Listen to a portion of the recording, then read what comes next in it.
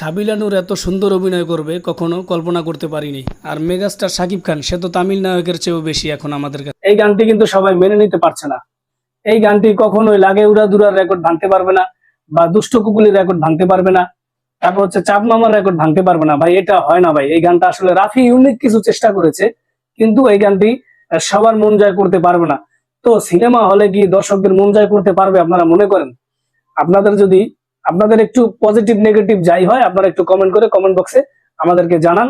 আমরা এই বিষয়টা নিয়ে রিভিউ করেছি। তো অনেকেই অনেক রকমের কমেন্ট করছে, আমার ভিডিওতেও কমেন্ট করেছে। মেগাস্টার শাকিব খান কিন্তু এখনো পোস্ট করেনি, তাই এই গান নিয়ে বেশি মাতামাতি করার দরকার নেই।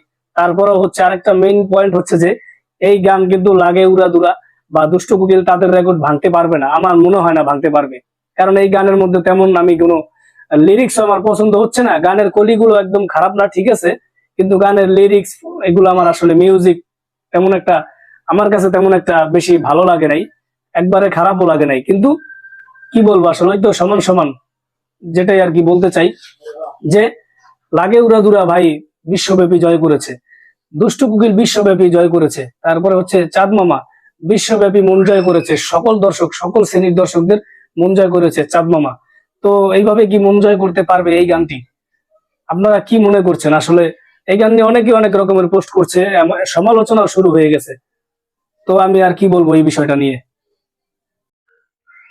এই গানটি দেখে মনে হয়েছে সে আদিকালের কিছু একটা কলি টলি মিলিয়ে আসলে এই গানটাকে তৈরি করা হয়েছে। মানে আদিকাল আদিকাল মনে হচ্ছে এই গানটা। তো সিনেমা হলে দর্শকদের জন্য স্পেশালি একটা আইটেম গান দরকার ছিল, যেটা দর্শকদেরকে নাচিয়ে ছাড়বে, কিন্তু এই গান ভাই নাচাতে পারবে বলে আমি মনে করতে পারছি না।